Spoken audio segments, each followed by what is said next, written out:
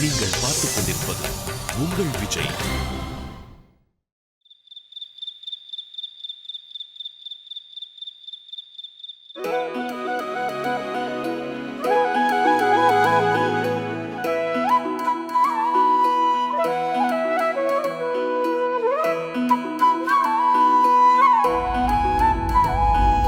அத்தை,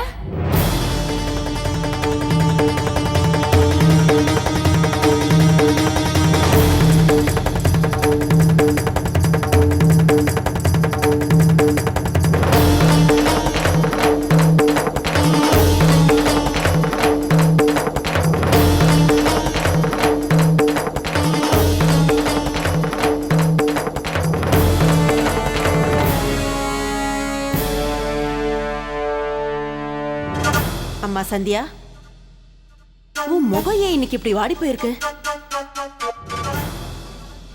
சரியா எந்த அலங்காரமும் செஞ்சுக்கவே இல்லை. எனக்கு தெரியும், ஒரு பொண்ணுக்கு எல்லாத்த விடவும் பெரிய நகை வெக்கம்தான். ஆனா எந்த அளவுக்கு நீ நகை நட்டு போட்டுக்கிறியோ அந்த அளவுக்கு உன் முகம் அழகா இருக்கும்.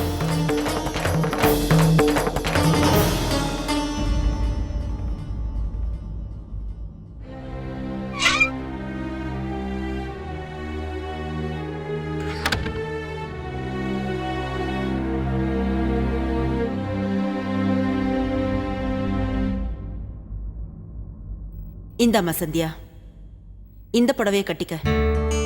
அப்பதான் அழகா ஜிகு ஜிகுன்னு ஜொலிப்ப. உண்மைதான் அத்தை. இந்த புடவையை கட்டிக்கிட்டா அக்கா உண்மையிலே ரொம்ப அழகா இருப்பாங்க. நீங்க என் கூட வாங்கக்கா, உங்களை ரூமுக்கு கூட்டிட்டு போய் உங்களை அழகா அலங்காரம் செஞ்சு விடுறேன். வேண்டாம், நீ போ. நான் சந்தியாவை கொஞ்ச நேரத்துக்கு அப்புறம் அனுப்புறேன். ஆனா அத்தை, போன்னு சொல்றேன்ல. சமையல் அறைய முதல்ல சுத்தம் செய். உன்னை நான் அப்புறம் கூப்பிடுறேன்.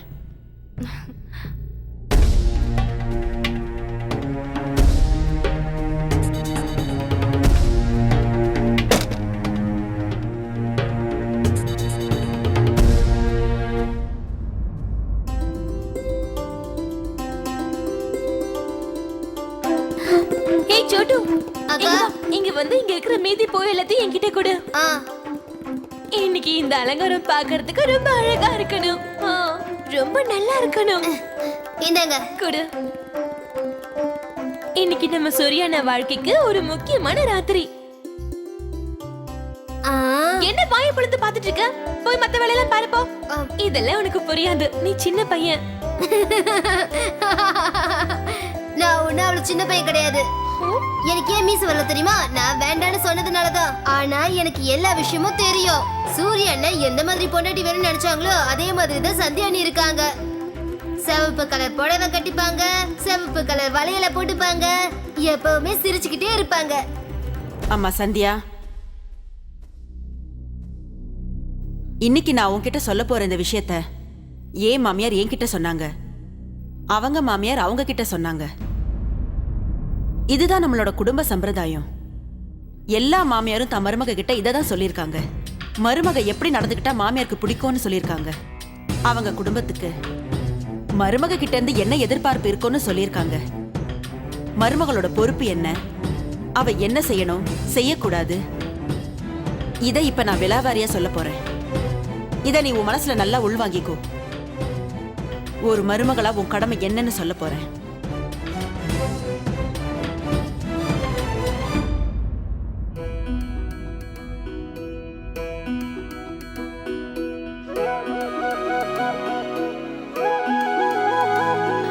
ஆமா சோட்டு, இது என்னது? இது நம்ம சூர்யா அண்ணாவோட இதயம். இந்த இதயத்துல நம்ம அண்ணிக்காக நிறைய பாசம் இருக்கு.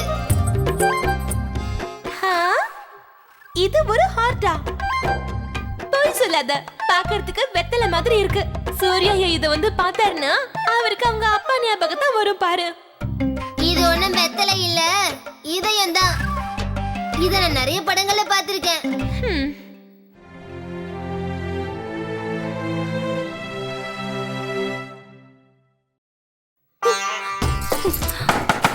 எல்லா வீட்டு வேலையும் நான் தான் செய்யணும்.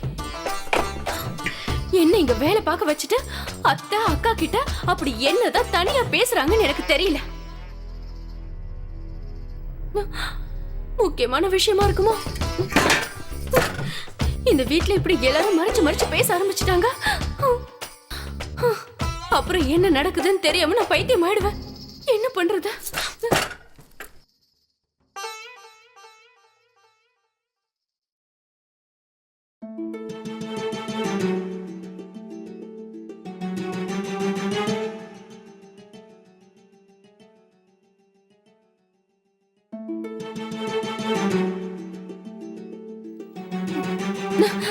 ஒண்ணும் கேட்க மாட்டேங்குது.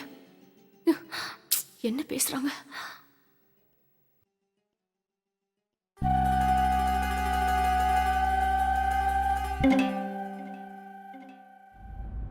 எனக்கு கல்யாணம் முடிஞ்சு நான் இந்த வீட்டுக்கு வரும்போது எனக்கு வெறும் 16 வயசுதான். அப்ப குடும்ப பொறுப்புகள்னா என்னன்னு எனக்கு தெரியாது. ஒரு மருமகளா என்ன செய்யணும்னு தெரியாது. ஆனா அப்பவும் என் மாமியார் எனக்கு சொல்லி கொடுத்த விஷயங்களை வச்சு அவங்க என்கிட்ட ஒப்படைச்ச எல்லா பொறுப்புகளையும் நான் நிறைவேற்றினேன். ஒரு சில சமயங்கள்ல வேலை செஞ்சு நான் ரொம்ப களைச்சு போயிடுவேன். காலையில எந்திரிக்க கூட முடியாது. ஒருவேளை நான் காலையில சீக்கிரம் எழுந்திருக்கலைன்னா என் மாமியார் என்னை எப்படி எழுப்பாங்கன்னு தெரியுமா?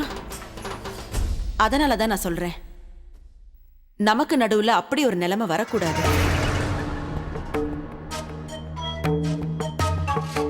இன்னைக்கு உனக்கும் என் பிள்ளைக்கும் நடுவுல முதலிரவு நடக்க போகுது. என் பிள்ளைய என் கிட்ட இருந்து பிரிச்சு அவனை மயக்கி வைக்கிறதுக்காக நான் உன்னை உள்ள அனுப்பல. உன்னை ஏன் அனுப்புறேன்னு தெரியுமா? உனக்கு நான் என் பிள்ளைய கொடுக்கறேன். இப்ப அதுக்கு பதிலா நீ ஒரு வருஷத்துல எனக்கு என் பேரனை கொடுக்க வேண்டியது உன்னோட பொறுப்பு.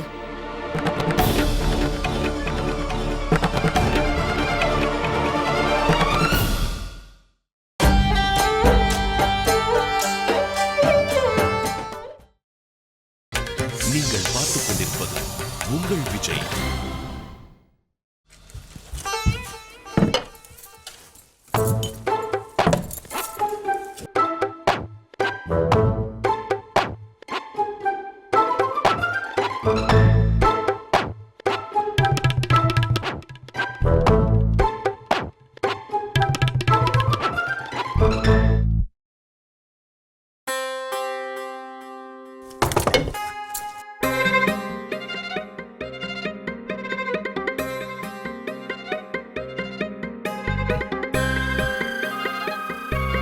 என் மாமியார் என்கிட்ட சொன்னது எல்லாத்தையும் நான் மதிச்சு நடந்ததாலதான் என்னோட 17 வயசுலயே நான் சூர்யாவை பெத்தேன்.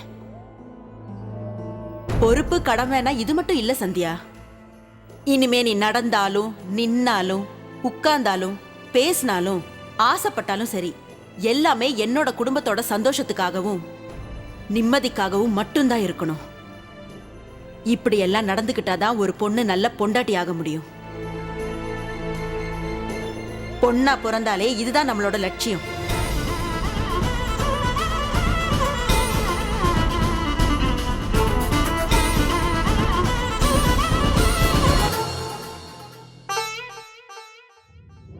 என் புள்ளைய எந்த விஷயத்திலையும் தொல்லை பண்ணாத.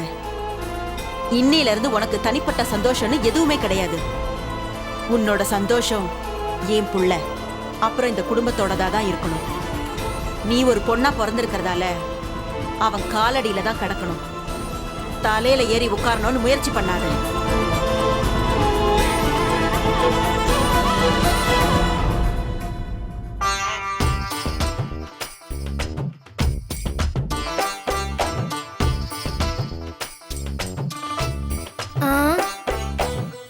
மீனாட்சி அண்ணி, இங்க என்ன பண்றீங்க?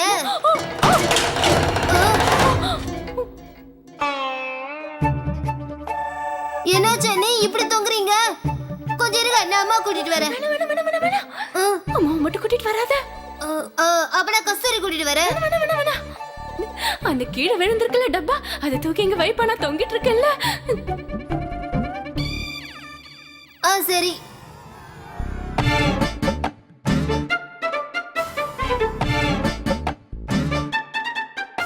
கண்ணா கொஞ்சம் சீக்கிரம்ப்பா. இருங்க, நீ மாவையெல்லாம் இதுல போட்டுடுற.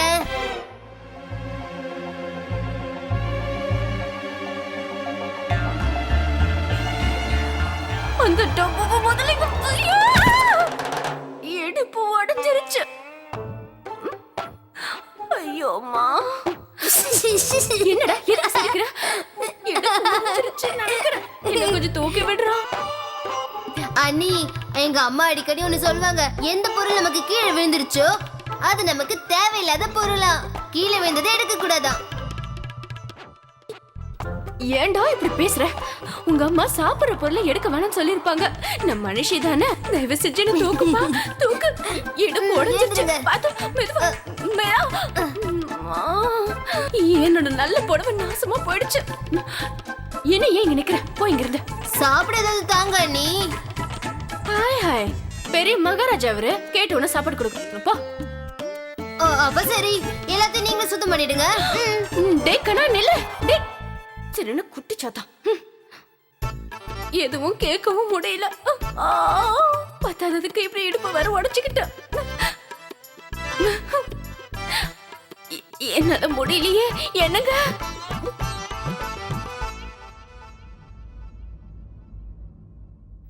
இந்தாம்மா, இதுல பாதாம் பருப்பும் பிஸ்தா பருப்பும் அதிகமா போட்டிருக்கேன். போகும்போது இதையும் எடுத்துட்டு போ.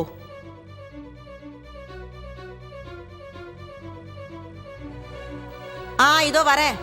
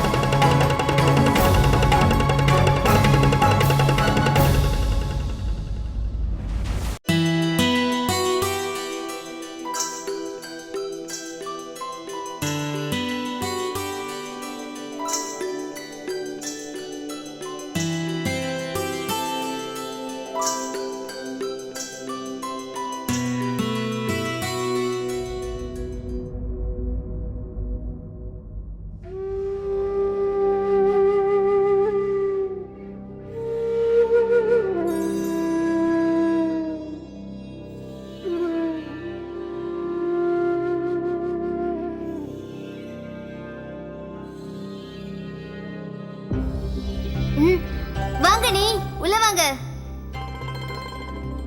உள்ள வாங்க நீ.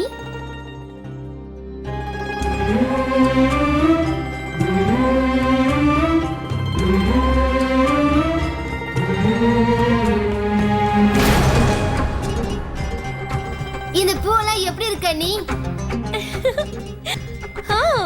கேட்ட உடனே இதெல்லாம் சொல்லிடுவாங்களா என்ன? அப்படியே இந்த பூலாம் பிடிக்கலனாலும் இந்த பூவை தூக்கி வெளியே போட முடியுமா? பேச மாரு. இன்னைக்கு ஃபுல்லா வெக்கப்பட்டுக்கிட்டே தான் இருக்கணும். வாங்க அண்ணி, வாங்க இங்க உட்காருங்க.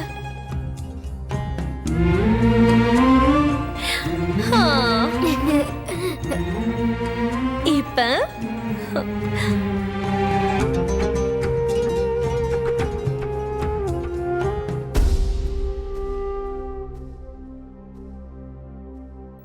நான் போய் சூர்யா எவ கூட்டிட்டு வரேன். அண்ணா, ஐயா பாத்தீங்களா, சூர்யா ஐயா கூப்பிடாமலே இங்க வந்துட்டாரு.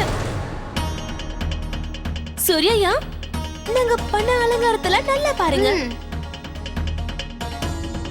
ஏன்னா இன்னைக்கு அண்ணி ரொம்ப அழகா இருக்காங்க. படத்துல வர ஹீரோயின் மாதிரியே இருக்காங்கல்ல? ஆமா, அவங்கள பாத்தீங்கன்னா உங்க மூச்சே நின்னு போயிடும். அதனால நீங்க இப்பவே நல்ல மூச்சு விட்டு அதுக்கப்புறம் அவங்க பக்கத்துல போய் நில்லுங்க. அப்பதான் மயக்கம் இல்லாம இருப்பீங்க.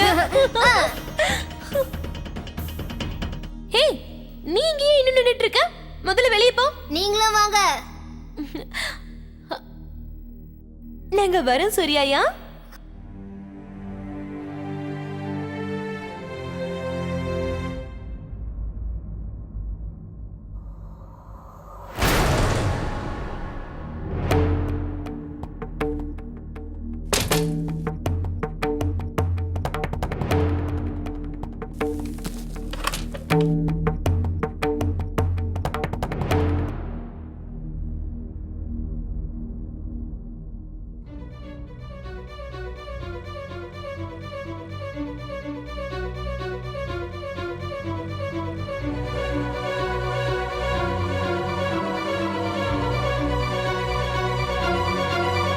இவ எப்பவும் இப்படிதான் படப்படன்னு பேசுவா. சில நேரத்தில் பெரிய பெரிய பேச்செல்லாம் பேசுவா. இன்னைக்கு இந்த சோட்டுவும் அவளோட சேர்ந்து கிண்டல் பண்ணிட்டு இருக்கா.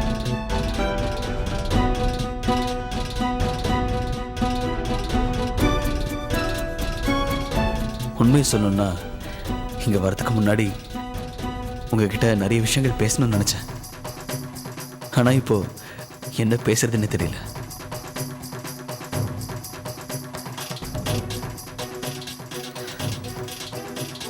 அதெல்லாம் விடுங்க.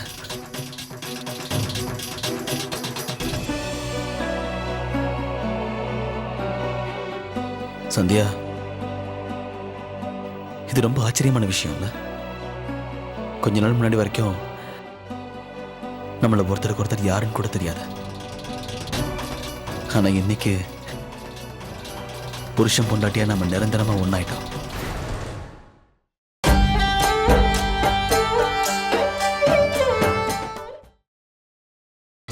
நீங்கள் பார்த்துக் கொண்டிருப்பது உங்கள் விஜய்.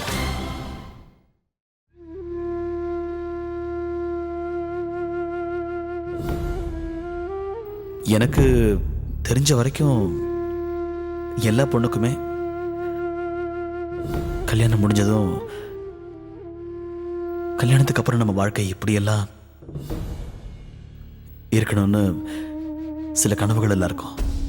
அதே மாதிரி உங்களுக்கும் சில கனவுகள்லாம் இருந்திருக்கும். கல்யாணத்துக்கு அப்புறம் இப்படிலாம் வாழணும். இன்னும் 2 வருஷம் தான் இருக்கு. அதுக்கப்புறம் உங்க சந்தியா ஐபிஎஸ் ஆக போற. இன்னையில இருந்து உனக்குன்னு எந்த சந்தோஷமும் கிடையாது. உன் சந்தோஷம் எல்லாம் என்னோட புள்ள அப்புறம் இந்த குடும்பத்தோட சம்பந்தப்பட்டதுதான். பொறுப்பு கடமைன்னா இது மட்டும் இல்ல சந்தியா. இனிமே நீ நடந்தாலும் நின்னாலும் உட்கார்ந்தாலும் பேசினாலும் ஆசைப்பட்டாலும் சரி, எல்லாமே தன்னோட குடும்பத்தோட சந்தோஷத்துக்காக. இதையெல்லாம் செஞ்சாதான் ஒரு பொண்ணு நல்ல பொண்டாட்டி ஆக முடியும்.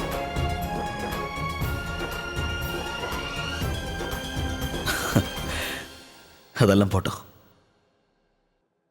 உங்களுக்கு பேச கூச்சமா இருந்தா பரவாயில்ல, நானே பேசுறேன். ஏன்னா இன்னைக்கு ராத்திரி நம்ம வாழ்க்கையில மறக்க முடியாத ராத்திரியா இருக்க போகுது. நம்ம 2 பேரோட இந்த புது உறவுல இது முக்கியமான ராத்திரி.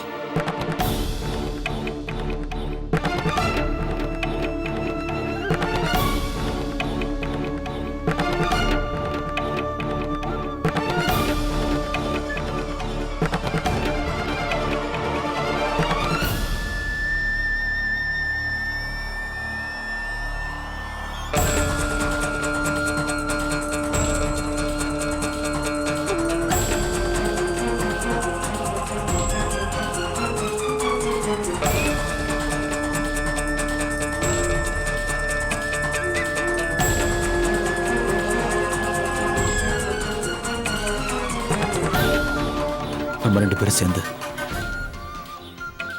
இந்த வீட்டை நல்லபடியா பார்த்துக்கணும். எந்த குறையும் இருக்கக்கூடாது. நாம எல்லாரும் எப்பவும் ஒண்ணா சந்தோஷமா இருக்கணும்.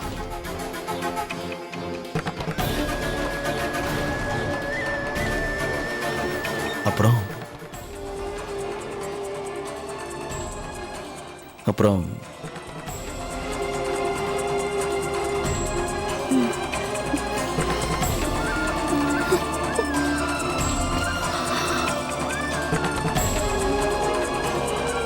ஒருத்தர் மேல ஒருத்தர் அன்போடு இருக்கணும்.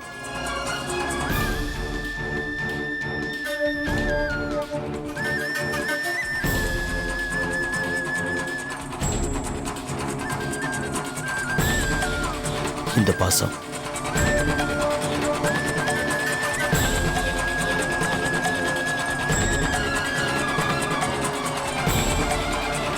எப்பவும் அதிகமாயிட்டே தான் இருக்கணும்.